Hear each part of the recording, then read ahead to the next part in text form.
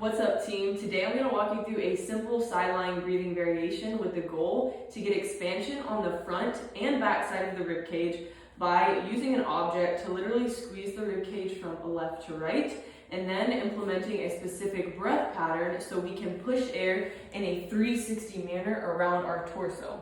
Now, a lot of us are very shallow chest breathers naturally, and it's partially why we may deal with neck or upper trap discomfort.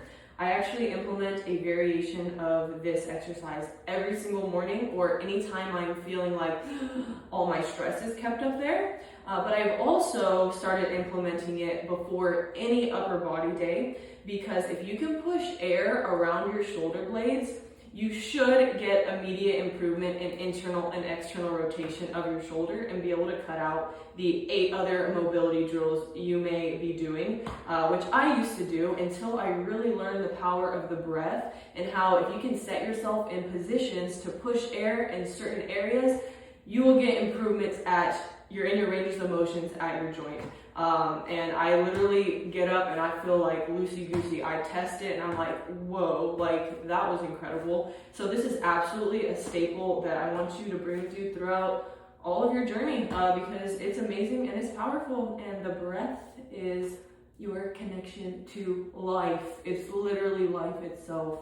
So learning it, working with it, being patient with figuring out what I'm even talking about is going to be super important, especially if you're on this team. So without further ado, let's go ahead and get into it. All right, starting out, you need to find a flat wall where you can set yourself in a position where there is going to be about a 90-degree angle between your ankle, knee, and your hip. And then you'll want a couple objects. Now, you don't have to have the objects that I have here. What I recommend is experimenting with different ones, but I'm going to show you how you want the setup to be. Okay, so first we want that 90-degree angle. I'm going to use a yoga block because something is going to be, for now, we'll just go underneath your bust line. Yes, there is different positions you can put this in to get different areas of expansion, but we're keeping this super simple. You also can use a towel here. You can use a foam roller. This is a little bit more aggressive on the ribs, but no matter what, you want something that you can align on your side here with, okay? Then, another object, put between your legs so your feet are about shoulder width apart, and you can just relax down. I also have used like a blow-up ball here, or you could probably use another yoga block.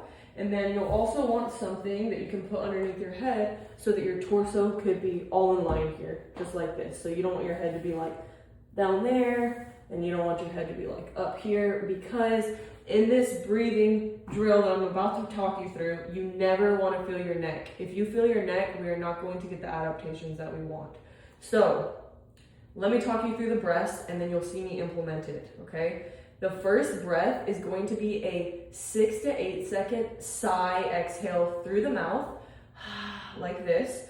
And as you're pushing air, you will feel naturally that your ribs and your pelvis stack on top of one another through the breath. So as opposed to just tucking your butt under, naturally the breath will do the stacking and put you in a neutral position. And as you continue to push air, you should feel some tension in your obliques and your lower abs, and that your ribs are kind of coming back in space, okay? That's the sensation that you want. Then from there, you are going to hold this tension, close your mouth while holding the tension, breathe in slowly and softly through the nose for 3 to 4 seconds as you're trying to expand in that 360 manner. And then pause and breathe out through pursed lips. We're gonna go through, I'm gonna do like 5 breath cycles, but as you learn this and go through this, reset as many times as you need to. Try to feel what is going on and the relationship happening at your pelvis, at your ribs, and around your torso as you're breathing, okay? So here we go. I'm gonna set up in a 90-90 position. Now, little bit of intricacy here. If you can, push into the wall with both feet with 2/3 of the pressure underneath your big toe and your inner heel, that's gonna be great. If not, just keep your feet flush against the wall. Okay, so this is gonna go under, for now I'm gonna put it kind of under my bust there. And then my neck is gonna be relaxed here. Everything is gonna be lined up, all right? I'm gonna start by just relaxing. What I think about is unclenching my butt and relaxing my tailbone. Just gonna take some just normal breaths here before I do that first 6-second exhale, okay? Here we go. Let's see. Oh yeah, I'm actually, for this one, I'm gonna put my hand palm up and reach ever so slightly. If you want, you can put it here. You can experiment it with it just on your hip. There's different ways, but I'm just trying to get you guys through the basics for now, okay? So here, tailbone relaxed.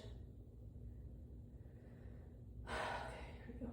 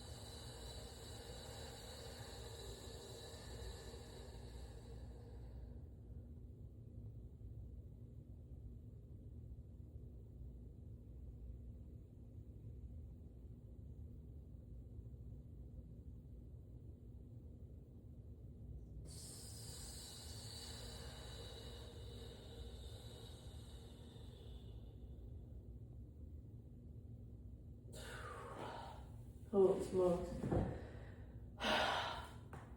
With each inhale, I would hear like a little, I don't know, like crack in my back.